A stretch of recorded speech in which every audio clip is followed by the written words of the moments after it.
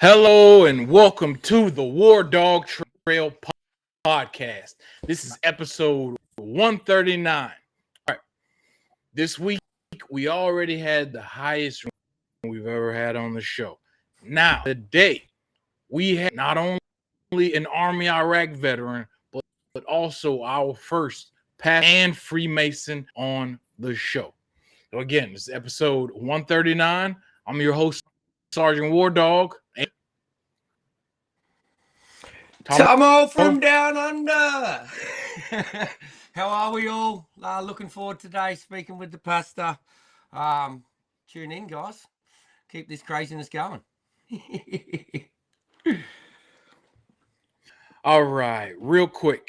Remember, you can buy a copy of my book, The WarDawg Trail, A Marine Rifleman's Struggle with War and PTSD on Apple Books, Audible, and Amazon. Remember, the book won an award from bookauthority.org as one of the best Iraq war books of all time. All right. And ladies and gentlemen, without further ado, for the first time on this channel, we bring you the one, the only individual that is, as I said before, a pastor, Freemason, author, and U.S. Army Iraq War combat veteran. Ladies and gentlemen, welcome to the stage, Reverend Soel. Welcome. Hey guys, hey everybody. I'm sorry, Reverend, did I pronounce the last name? Yep, you're good. You're good. Yeah. Okay. All right. Good deal. If you don't mind, let's start off by talking about background and I'm sorry, back up 1 second. What I always like to ask is, okay, number one, why the Army? And then why your MOS? We ask everyone that from all branches. Why the Army? Because my dad was Navy, and I guess I might have been trying to tick him off a little bit. Why the MOS? It offered the biggest bonus. I mean, you know. I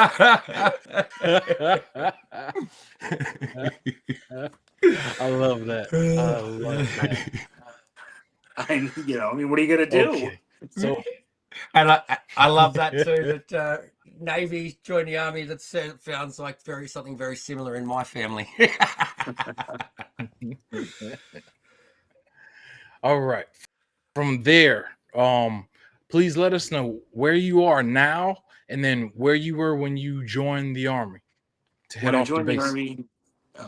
When I joined the Army, I lived in a little town called Honeoye, New York, and that was in the Finger Lakes. Now I am in Seattle, Washington, living it up in the rain and being forever damp, shall we say. And I went to basic training at Fort Knox, Kentucky.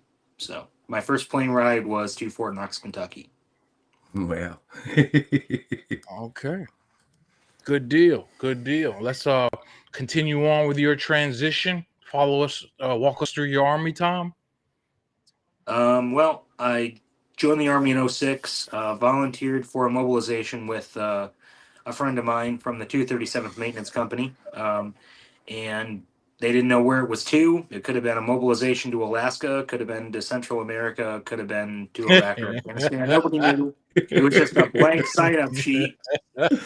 And, well, I saw my buddy walk up and sign, so I said, well, I better go with him. So I signed too. And that was that, which led me, to your doorstep. So it led to so many things. So. Okay. Well, would you mind letting us know the years that you entered Iraq and the city? Yes. So I got to Iraq in March 2008, and I was stationed at Kab Adder near Nasiriyah, Iraq. All right. And okay, good deal. 2008. Gotcha. 2008. Personally,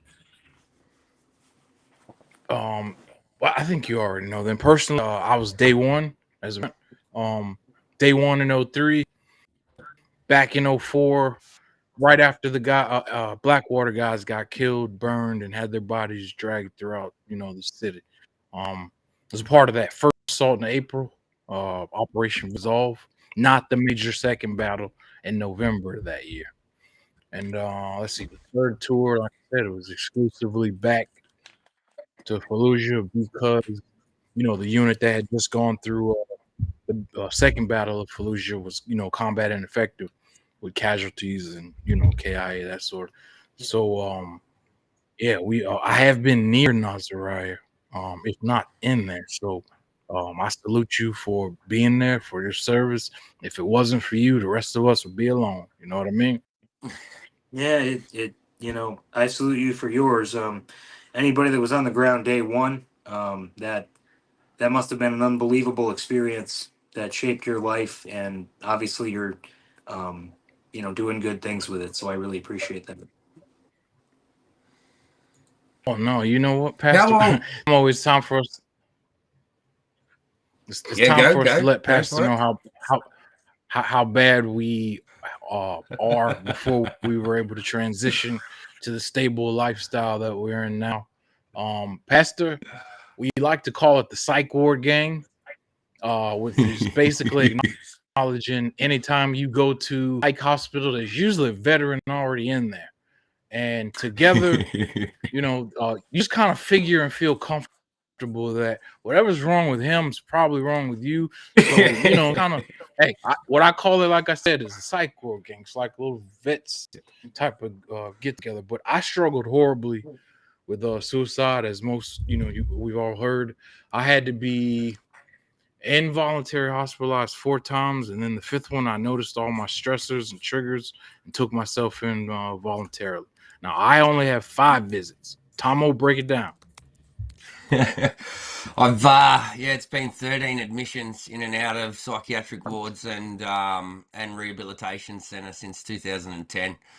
Oh no, 2012. I deployed in 2010.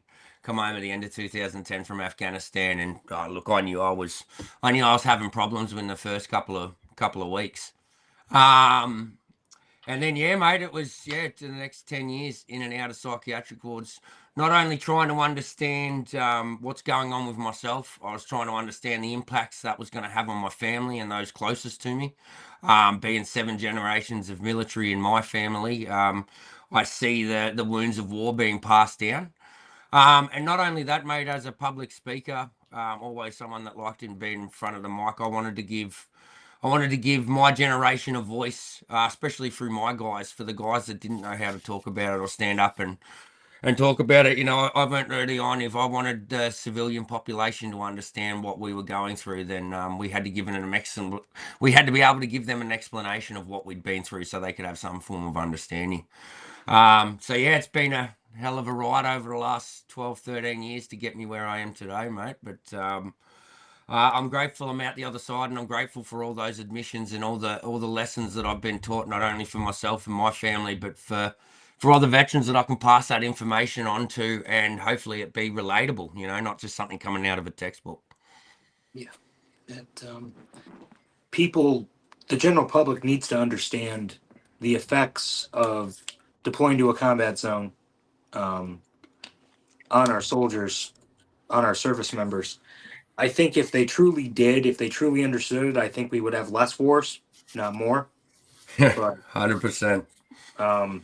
they people don't really understand. They think they do, or they say, "Oh, thanks for your service, bud," or whatever. But it you can't really encapsulate everything that you bring back into a neat box. You really have to sort of work through it, dig through that box piece by piece, and that's part of what the book is doing in the Broken Mirror of Memory. It's trying to put everything in order, because when I got back, everything was all jumbled in different places and Yeah. disjointed, and I guess the VA calls it trauma-induced amnesia, at least in one case. The one major incident that I was involved in, thankfully, I was there during a more peaceful time. I don't have clear memory of, and it came from statements from my commanders for an award they gave me, but it doesn't matter. It's just the cab. But even some of the soldiers can't let us know remember. about the award, Pastor. Yes. Please let us Don't know skip about on that that award. one. It's still an accolade. Well, it's the combat action badge. It was retroactive. All right. Yeah, and it was a night where the buddy of mine that I volunteered to go with was missing on the base, and I was part of a personal search reconnaissance rescue team, and I went out with a bunch of other guys to go find him while they were still attacking us, and apparently we dug them out of rubble, and I don't know. They say we did a lot of things. I don't really. I have four. Yeah, I have 4 little flashes of memory, and that's it. So all I can go off of is the statements from my commanders for that cab write up, and that's all I know.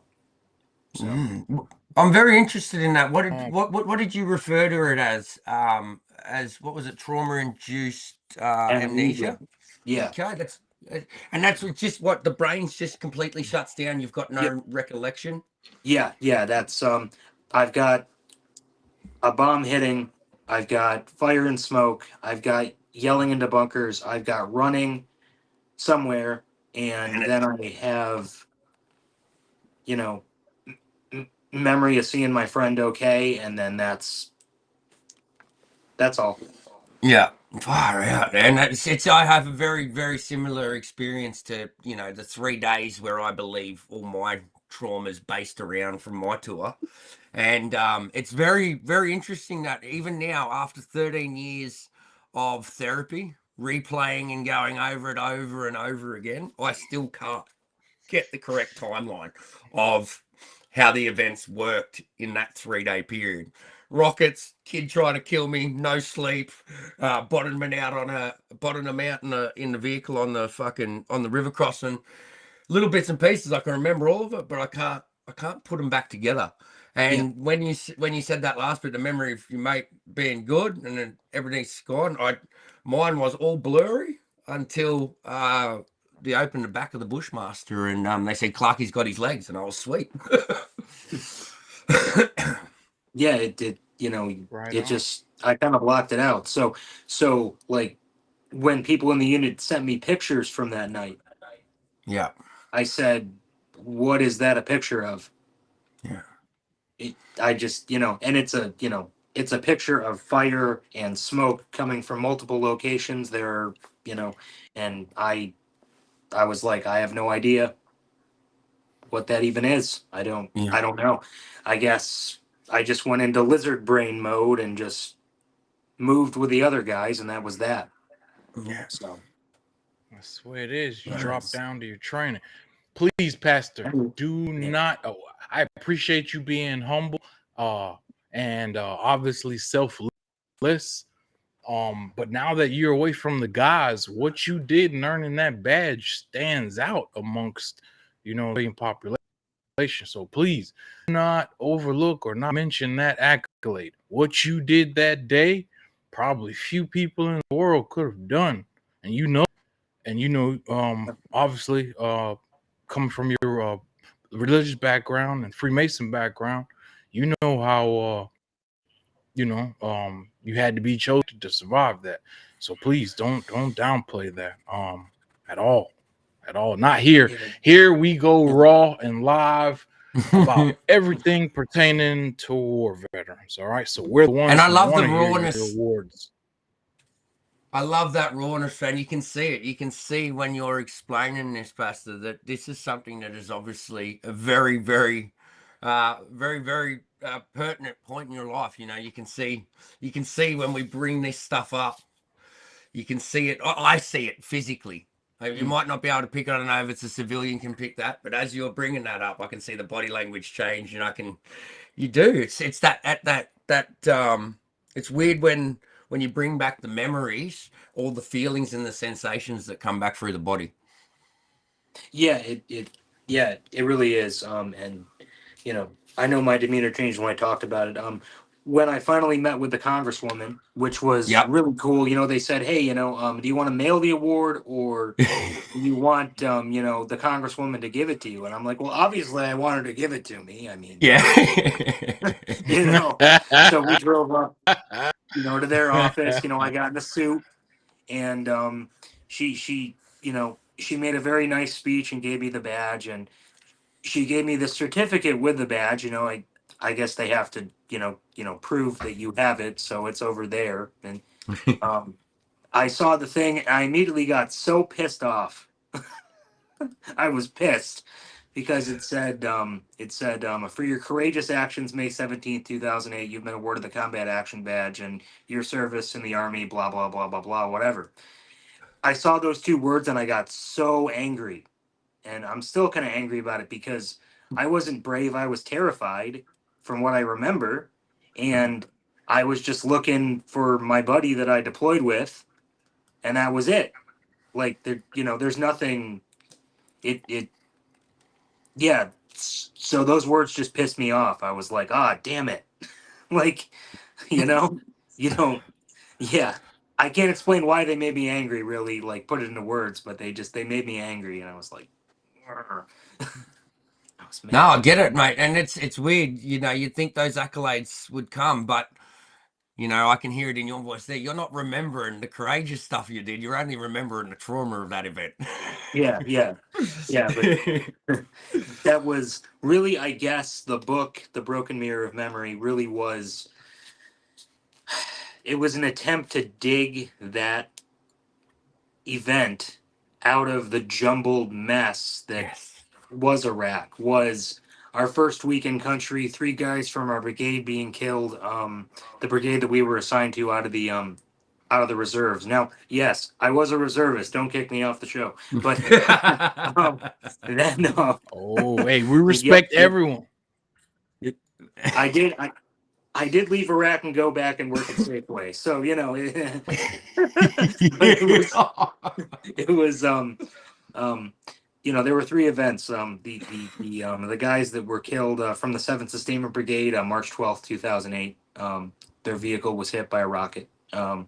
There was September 18th, 2008, when the helicopter Red River 44 crashed on its way from Kuwait near Kabad or Talil Air Base, and 7 soldiers were killed. We went to their dignified transfer ceremony, and you don't ever really forget an experience like that once you've been to one of those.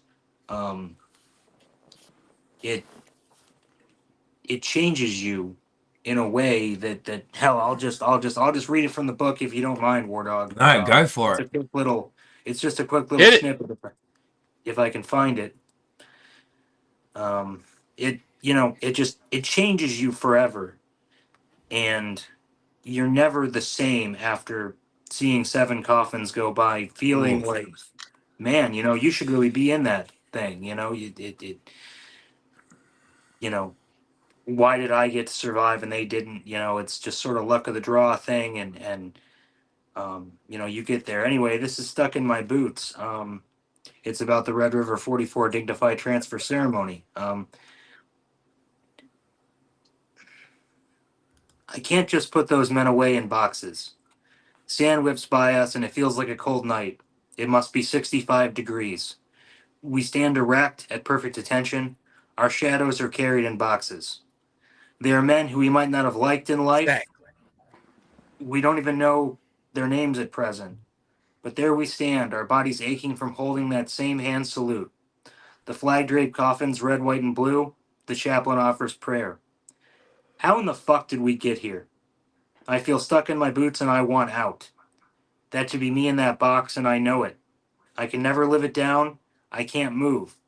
So I'll just stand here saluting on this tarmac in the middle of the night for the rest of my life. And yeah, that event really changed me. And at that time, um, you know, March, April, May, June. So 2 events had already happened, and I had just went, nope, I noped out of that. But I couldn't forget the coffins going by. So I noped out of the trauma, didn't even realize it happened, and then came back and wondered why I was an angry alcoholic. Just breaking the window on my own car because I had to scrape ice off it and I got pissed off, like stuff like that. Like, I didn't know why I was like that. Yeah. So, Yeah. Yeah, I had to learn not to break your own shit because you got to buy it over. yeah, you got to learn not to break your own stuff. Yeah. Yeah, mate. Definitely. You're in another country, yeah, you can sling that around. Yeah. All right, so we've touched on the book, mate. That was absolutely amazing passage, and it's a really, really, really strong emphasis on the loss of life and what us guys go through those periods of time. It was only brought up recently. I was actually on leave in London when my two mates were killed. I found out on Facebook. In London by myself after I nearly died in Athens with a bowel and large intestine infection, and I remember getting back to the base in Al Minhad, and I'd missed the ramp ceremony in country in Afghanistan, and I just remember getting back to base, and I wanted to go to war with this captain because he wouldn't let me carry the coffins onto the plane on the boys' final plane home. I didn't understand that was a whole section. Their whole job for 9 months was to sit there and carry coffins onto a plane,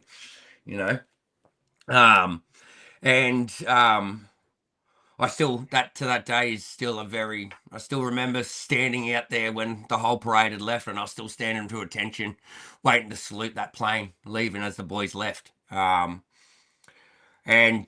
yeah, God, sorry, mate, you get me all up, tinglies and shit, remembering stuff. But mate, the book, I'm very interested to dive into what led you into writing the book and the therapeutic benefits of being able to get all this shit out of our heads and onto paper. Yeah, absolutely. It started as a sort of a blog I was doing while I was in Iraq, and those are some of the strangest ones because it's just so like, wow, I'm back there immediately. And then the stuff that I write from memory is just putting things in order. But those few posts that eventually became chapters in this book, they're very raw. The memory is raw, but it feels disconnected, I guess, in a way. To process trauma, I would recommend every veteran write their story. If you're a veteran, if you're listening, if you are within the reach of my voice, my fellow veterans, if you can hear me, write your story. People need to know the story because your story may be more than mine. You might have done something extraordinary, more extraordinary than I could ever accomplish. You may have gone through things that I could never understand, like my friend that was there in '03. He's been through things I could never understand, but his story deserves to be heard and told so that civilians and people that have not gone can understand what veterans go through, either to the very extreme, to the very, minor, whatever it is. If it was traumatizing enough to you to bother you, write it down. If you think it has a lesson to teach, write it down. If you think that it can inspire someone either to join the military or to not join the military, write it down. Either way, because it's valuable and it needs to be heard. 100%, Pastor. I couldn't agree anymore. It was, the start of my recovery this year was literally by accident putting together an AI book just using ChatGPT. It combined a little side hustle I had going with me trying to write my autobiography. And it just set me off on a new plane, mate. It put me on a whole new different mindset, a whole new different level. And it felt like not only can I get that out, I'm now being able to start to share that story and hopefully inspire others, no matter how shit it gets. We keep fighting. There's always light at the end of that tunnel. Yeah, just put on your boots, man. That's all you got to do is just put on your boots like you did every day during deployment or every day during active duty. Just put on your boots. I mean, and I would encourage those veterans to gift that book widely. What I've done, for example, is I've sent it over to the library of, now it's called the Bibliotheca Alexandria, but it is the modern reinvention of the Library of Alexandria that was burned down in way back in antiquity. Wow. And they took that book and they put it in a preservation room so that it'll be, available for hundreds and hundreds of years. You can't take it out without gloves, that sort of thing. Because I think it's because it's the only one that they have. But Yeah. I don't know why. But anyway, they chose to put it in there and share it widely. A copy of the book was sent to the American University in Baghdad, Iraq, because I wanted to share my story with Iraqis. Yeah. Because I worked closely with them on guard details while they worked on our base. Filling sandbags, kids from 8 years old all the way up to old men. Filling sandbags and building fences, things like that. And I wanted to share that story with students in Iraq who had not lived through the war, because now a college student would be too young to remember that, almost. And I wanted it preserved so that they could have an American veterans perspective, maybe humanize us to them a little bit, to understand that we were just people too. So I would say to veterans, write your story and share it liberally. Mail it around the world. It might cost you a few $100, but once it's in a major library somewhere else, it's really worth it. It makes you feel real good. So yeah. We might have to hit you up for some tips and pointers. We might have to follow suit, Pastor. Please do. Please do. I will be thrilled to help however I can. Yeah, literally, it's just 4 years of mailing books to a show until they acquiesce.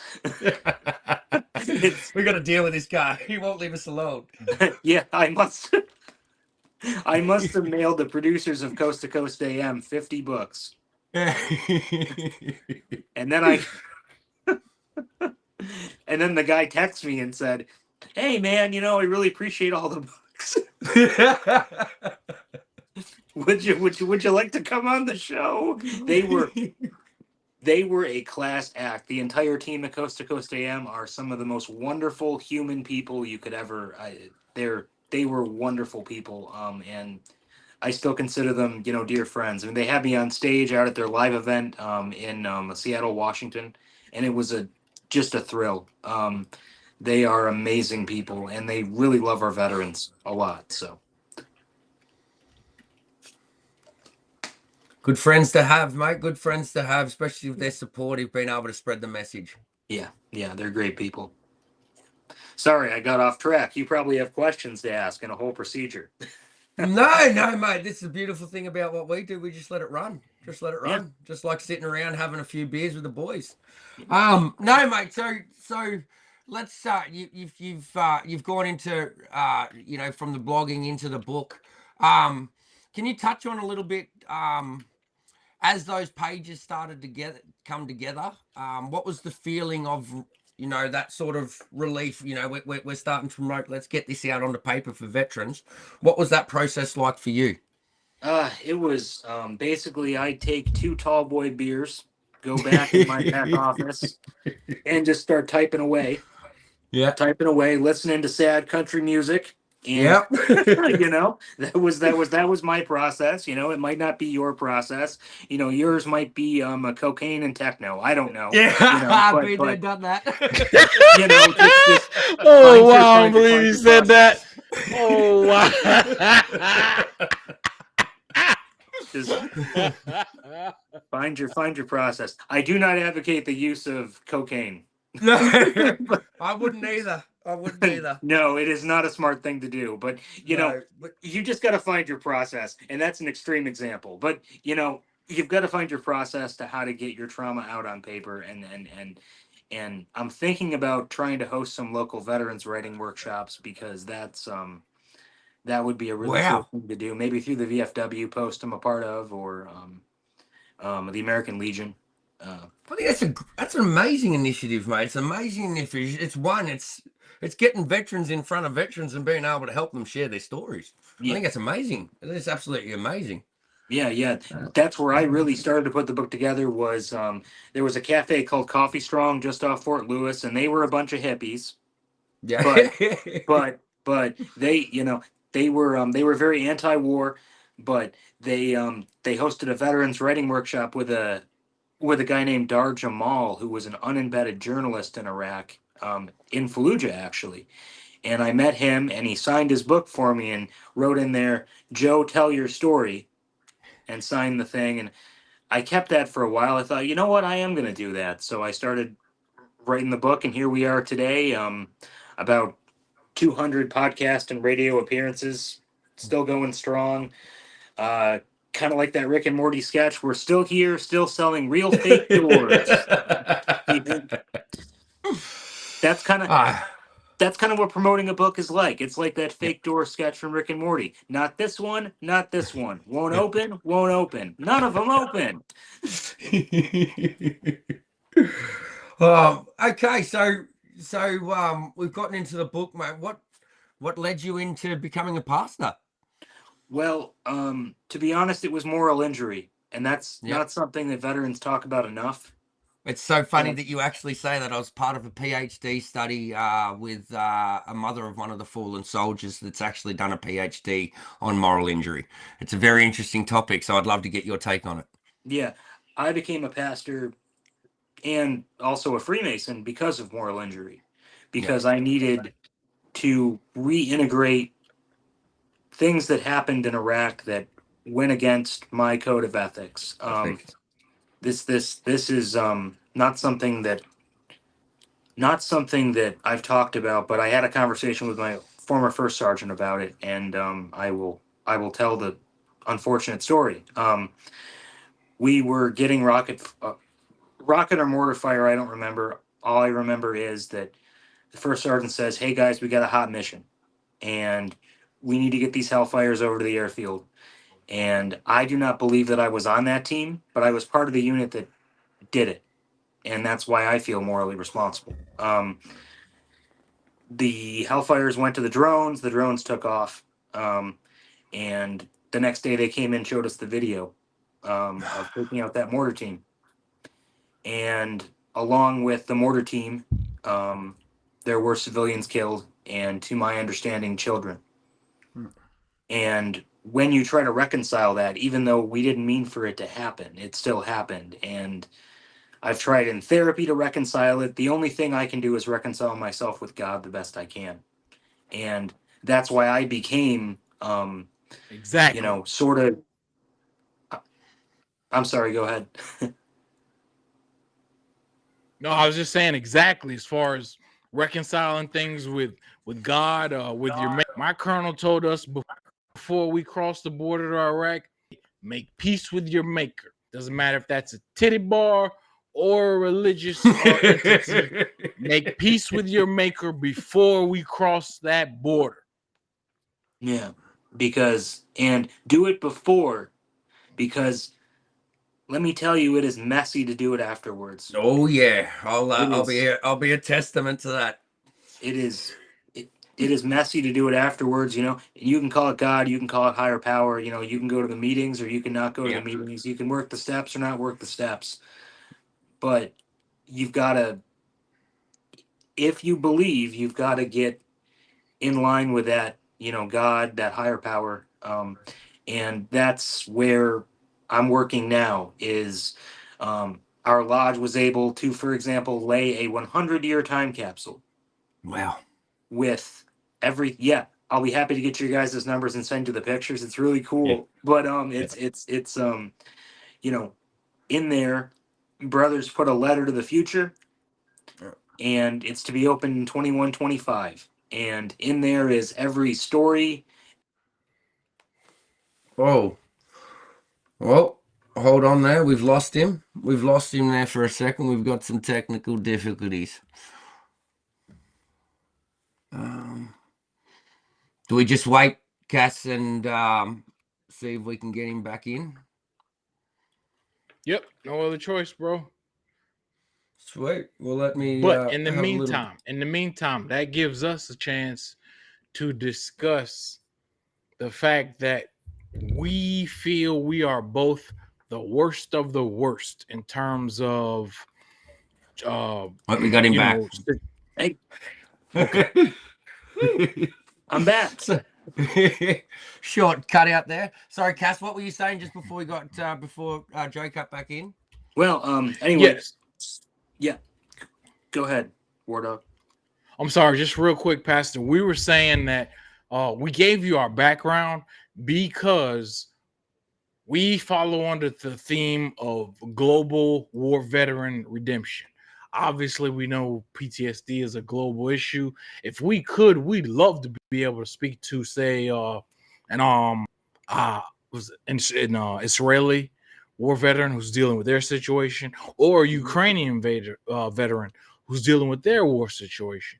But our point is, with this show, we like to show that although I've been to the psych ward 5 times, Tomo's been to the psych ward 13 times, and we formed the psych ward gang with Dysfunctional Veterans Radio, all right, at dvradio.net. We try to let the world know we are the worst of the worst, but we believe in redemption. Okay, we believe we're looking for the worst of the worst, the guys that, hey, the VA had to turn away, or 30 days living in their domiciliary wasn't enough.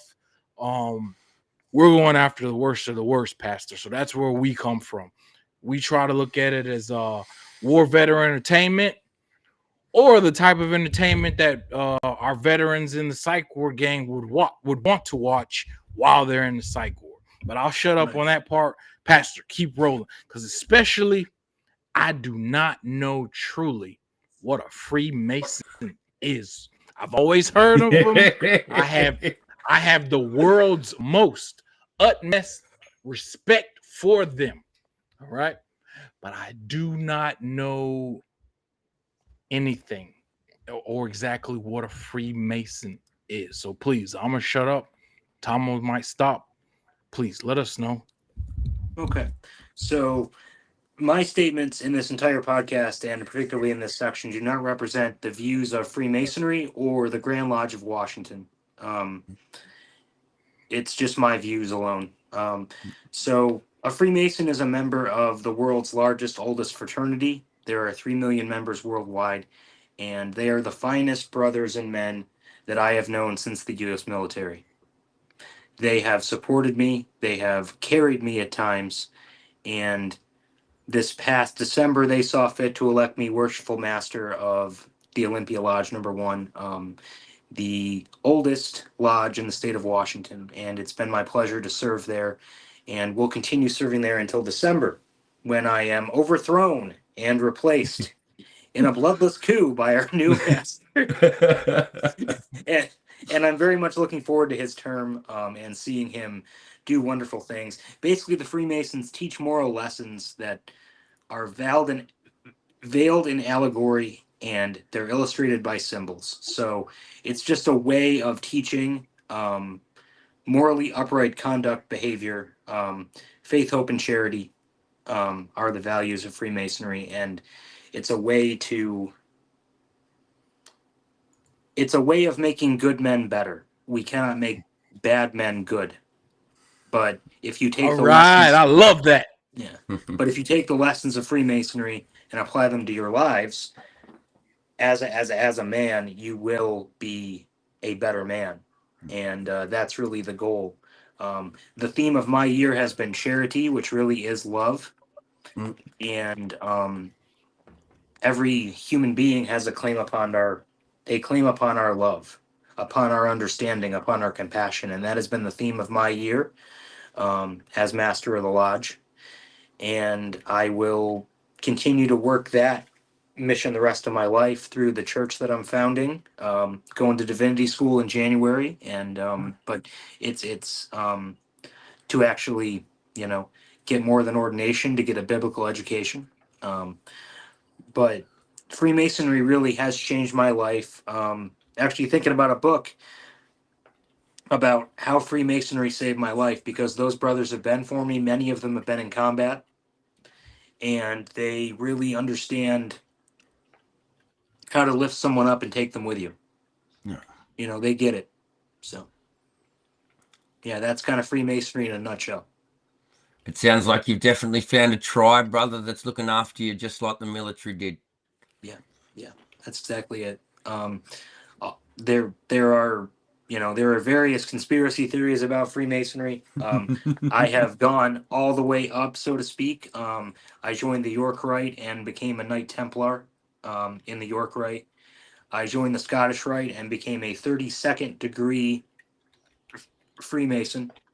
And I joined the Shriners because the Shriners run the Shriners Children's Hospitals, and I wanted some of my dues money to go to them. And each of them teach moral lessons, philosophical lessons, and if there was a worldwide conspiracy, well, I'd already be on Rogan for one. So you know, uh, Go, and Rick out. and I'd probably be riding in a limousine. There is no grand Masonic conspiracy. Um, the goal of Freemasonry is to spread love, to spread faith, hope, and charity among all mankind. That's the goal of Freemasonry. That's awesome. It's awesome to get an insider's take on it, mate, because out here at Oz, all we hear is the conspiracy theories. Yeah, I'm sure. And it's the conspiracy theories are very entertaining. Unfortunately, they're fortunately, they are untrue. True. So yeah.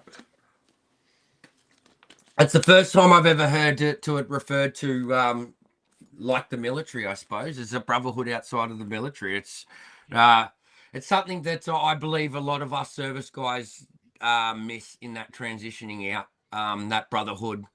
It took me 10 years to find it, and I had to go find it in a fight gym where we beat each other up. Perfect. Yeah, find your local fraternities, your VFWs, your American Legions, and connect with other people that have shared experiences. The isolation of the digital age is hard to understate. We have these AI chatbots now that can answer any questions. Yep. So, why try to connect with your spouse when you can have all the answers you need right in front of you?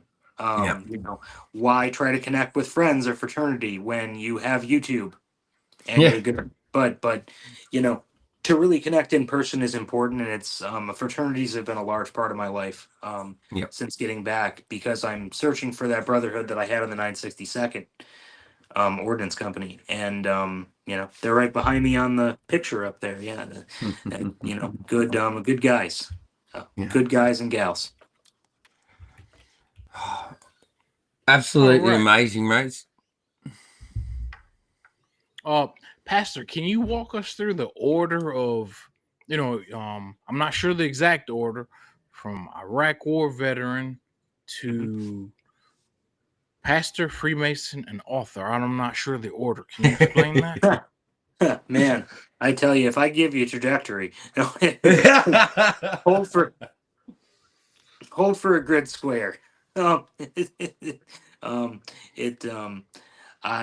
got out of the military in 2014. I wandered across the continent, and we ended up in Seattle. And then I became ordained in the Universal Life Church, so I could perform a wedding, and I thought that would be it. And then I found that I had a higher calling to serve people. So I went to a minister in hospitals. That's what I ended up doing as a hospital chaplain for a unit of clinical pastoral education. I joined the Masons in 2017 and went up through to become a Master Mason in 2018. And while I was doing that, I was going to college at the Evergreen State College. Go Gooey Ducks. And hey, man, we're undefeated in football since 1967. Never mind, we don't have a team, but that's what the hoodie says. It says undefeated since 1967 with a big football. It's my favorite. Salute hoodie. Either way. Yeah, but then I finished the book in 2023, and I sent it to an editor, and it was published May 5th. Since then, it's taken off a little bit, and that's been really cool. It's been a wild ride. I never thought I'd get a chance to talk to George Norrie. Never thought I'd get a chance to meet him in person or be on stage with him, and that was really special. I am humbled by God's blessing upon my life, which I truly don't understand, but I am humbled by it. I'm humbled to be on your show today just to share my story. This is this is the same level as being on stage with George, because I'm with people that care, and Yeah. it's all the same. Because when you strip away all that stuff, meeting George Norrie and being on stage with him was being on stage with another human being, and he was a really good guy, and I was really impressed by him, and that's why you view everyone on the same level, because we're all going to the same place. We're all going to the grave, Yep. and we have to have charity upon one another. We have to have decency upon one another, and we have to treat everyone, you know, regardless of their accomplishments or station in life, as equals. Even the lowest man who's standing outside the 7-Eleven freezing and screaming has the same claim upon my love as the president of the United States. It doesn't matter who it is. We have to have love upon people. 100%, 100%, and it's all part of the healing process. We've got to be able to love again. Yeah, exactly. It's interesting. We touched on it a little bit earlier about making peace with your maker before you cross the border, and for those that struggle later on, it wasn't until my 13th admission, in a what do you call it? I'd say a hippie, holistic rehabilitation center. So I was down, mate. I was hugging fucking trees, like proper, going out hugging trees, laying on the grass, and it was down there that they said to me, they go, look, you need to embrace the spiritual side of your journey now. Until you can't learn any more mental health or psychology or therapy. It's now you've got to embrace something higher than yourself. Mhm. And it's been life changing, that transition. I flew over to Thailand and I found myself in the Buddhist temples, and what God, whatever maker, whatever deity you want to look at, it for me they're all philosophers of life, from whatever religion you come from.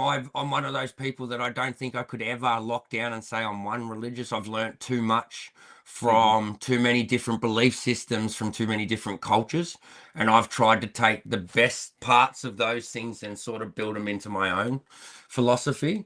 But that journey, that spiritual side, was a huge, huge factor for me. And with someone with 13 trips to the psychiatric wards, I wish I really embraced that side of the journey earlier. Got out of this scientific mind saying I need evidence to prove everything. I have to believe in something greater, just like we did in the army. This time I needed to find something new, and it's interesting to me, watching the world at the moment. A lot of us, I'm seeing a lot of shift back to finding God. The world is in chaos, and we're trying to get an understanding of it. And I really believe it's a big part of a veteran's journey, because it goes back to that moral injury for me. Things that happen in war. We don't, why do the toughest alpha males on the earth all go away and come home fucking destroyed up here because of it, if we're supposed to go and do that to one another? That was my question from the very start. Like, I know I'm hard, and I know I can do what's needed to do on the battlefield, but coming home, I didn't have any of the skills for that. No, it's all skill set, man. Skill set and Yeah. mindset. And it's hard to turn that war mindset off once you get back. It's hard to flip a switch. It's it's very it's been an interesting journey, but it's interesting to hear, especially you stepping up into that role as a pastor, not only diving into your religion, but then actually being able to spread the word, share the message. I think it's very powerful, and I think there's not enough veterans using the power of our voices to get these messages across. Yeah, it is de-isolating, if that's a word. I should I know. like I that. wrote a book, but it's de-isolating. It opens you up, sharing your story. Um, you know, Going to events, even having a book signing at a local bookstore, if you're able to write a full-fledged book about your experience, or giving a talk, is a great thing because it allows you to connect with other people, and there's always a 100%. social afterwards. So. And that's it, mate. And that was a really, really good point. Is that isolation? It's. I believe for a lot of us, it's self-induced. Like we isolate ourselves. And you're talking about Western therapy models. Exposure therapy is a huge part of CBT and those early interventions in therapy. Yeah. And what a Honestly, better way to do it with dudes that understand and get it, that have shared the same experiences. honestly, for me, what really helped me was hypnotherapy. I met a brother at the lodge who was a hypnotherapist, and I would recommend that to anybody because it I I drove out of there more relaxed than I've ever been since shit, maybe the first time getting laid in college. And I drove home, man.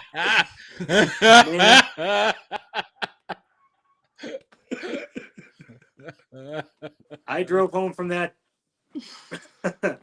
I drove home from that hypnotherapy session, and I tried to turn the wrong way down a two-way street with a divider on it. I was, oh man, I'm so, oh, holy shit, For you down there, that would be on the other side. Oh, by the way, I do have to ask you. I promised myself I would ask you the second I found out you were from Australia. Go for it. Is it difficult with all the blood rushing to your head by standing upside down constantly? Is that difficult for you? Maybe that's why I'm so fucking crazy. It's not my fault you're standing upside down. You're doing that to yourself. I don't know why. It makes no sense to me. I don't know. We don't want to go down conspiracy theories and flip in the flat Earth there, or what?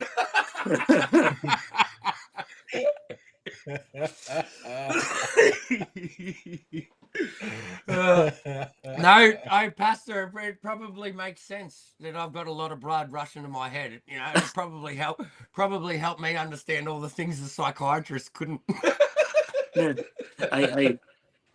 I had the I added international dialing to my phone so I could try to send the book to other countries. So I called the National Library of Australia. I think that's what it was. Yeah. And this very nice young lady answered the phone, and we went through the thing. She said, "Oh yeah, send an email here, there, whatever." And then I asked her, "By the way, is it weird to stand upside down all the time?" And she stopped. And she says, "I never thought of it that way, but that might explain a lot." So it sounds like you get a very similar answer from all us Australians. Yeah. It's very strange. You're fighting giant spiders and kangaroos upside down. I don't know, man. That's some kind of Mad Max stuff right there. I don't know. How was the war with the emus? Did they take over yet as the prime minister in Egypt? I love it when you call them emus. Emus. The emus. But they are scary motherfuckers. Yeah. They're scary. There's one down the street there that lives in a conservancy, and he scrapes his talons, and they're dinosaurs, man. They're terrifying. Well, you got the emu out here, but we also got the cassowary with the big horn on its head. It's even bigger. It's even bigger than an emu, and the talons on it are massive. But they're proper prehistoric ones. God, that's terrifying. Yeah. Well, I don't have it in here. I was showing Kaz the other day when I got the snake catcher around. It's like we've got our local snakes.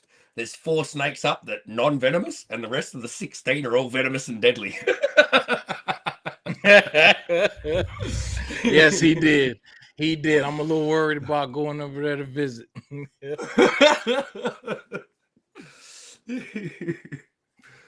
Oh.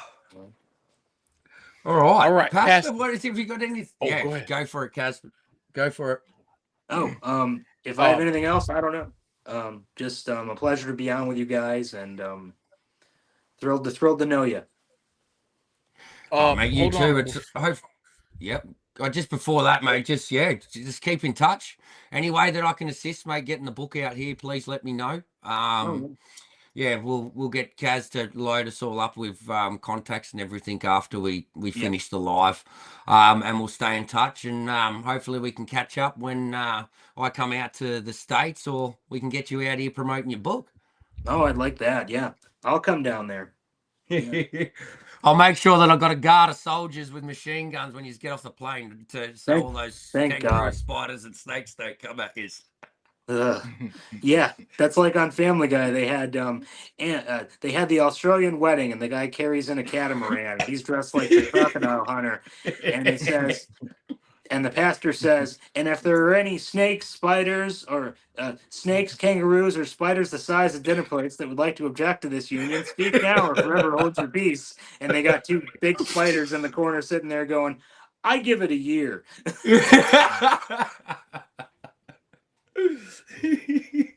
All right, quickly, two things. Pastor, will you let everyone know where they can find you online and social media?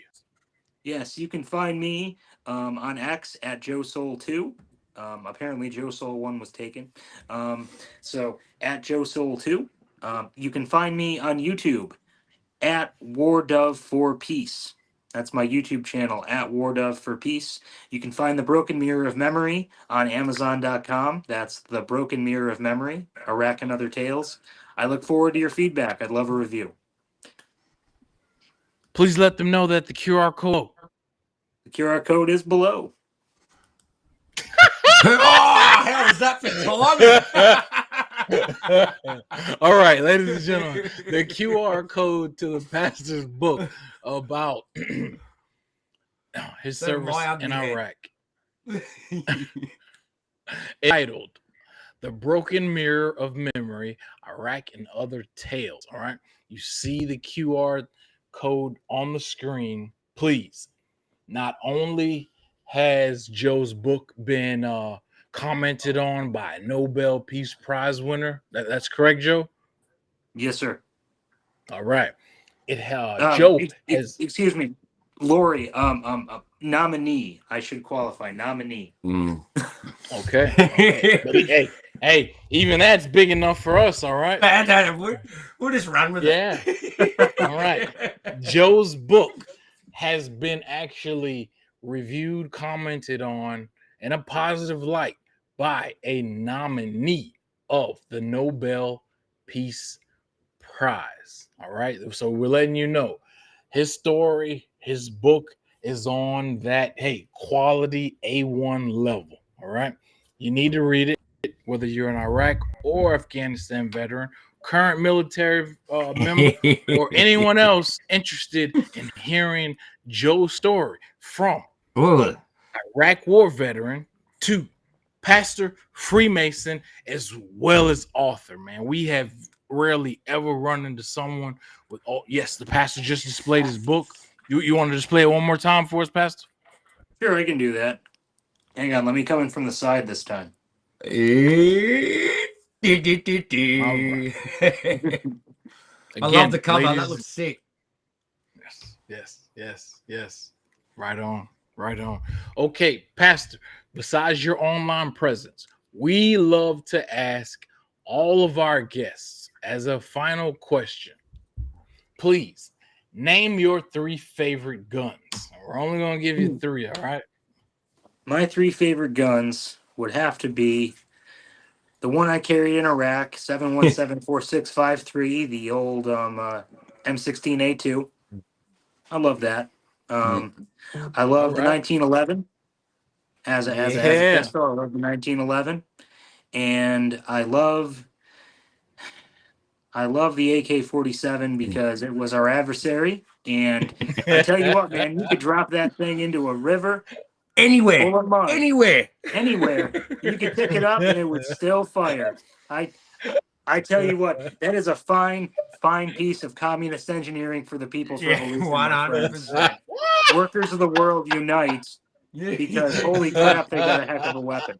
But really, my favorite weapon, WarDawg, my favorite weapon is the Word, which is the sword of God. Put on the Word as your sword of God. It is the sword of truth. Put it on. It's right there in Paul's letters to put on that word as your sword and use it as a weapon of peace. I hope one day that humanity beats its swords into plowshares, and that we may not learn war anymore. That is my fervent prayer. And I know that makes me an odd duck on a veterans podcast, but I'm with you, brother. that is my prayer. All right. And as a last resort, or last option, please, any final words you would like to provide to our viewers, and especially active military members, especially our veterans, our veteran population of American warfighters. Do not give up. You are stronger than you think. You are better than you think. You're more worthy than you think. Get up, face the day, face your challenges. Do not give in to those 22 a day demons, and keep going strong. There is nothing you can't accomplish, nothing you can't face or overcome, and you have the very essence of God behind your eyes. If I could see you, I know that I could see it. So live life as if you are a piece of the Creator Himself, and go forth and do good unto all. Thank you, Pastor. Amen to that. Yes, sir. Amen Well, to that. Can I ask for a little favor before we go? Do you mind Sure, giving us a prayer, Pastor, before we I get will. out? Oh yeah. Let me. Whew. This might be the first time. Well, you're the first pastor and Freemason we had. So yeah. Hats off, glasses off, please, Pastor. Let's get it. God, we come before you and just ask your blessing on everyone listening or anyone who might hear this later. We ask that they might face their lives with courage, with knowledge, knowing that they are a sacred part of you, a sacred part of your creation, no matter their situation in life, no matter human controversy, that they are blessed, they are wanted, they are part of our great human family that you have created for your purpose. And we know that any bigotry or disagreement is simply our failure to understand that every human being has a piece of your plan.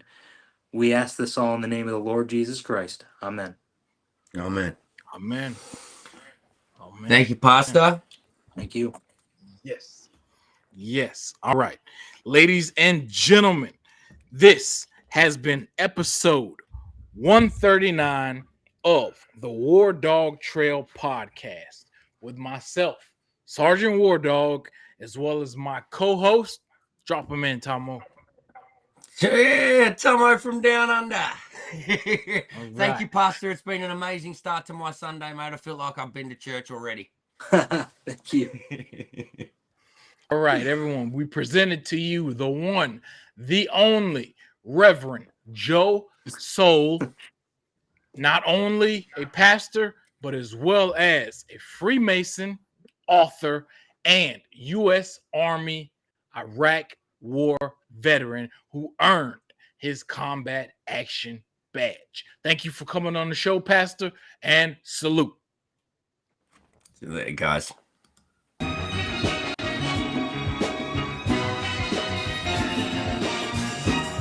Yeah.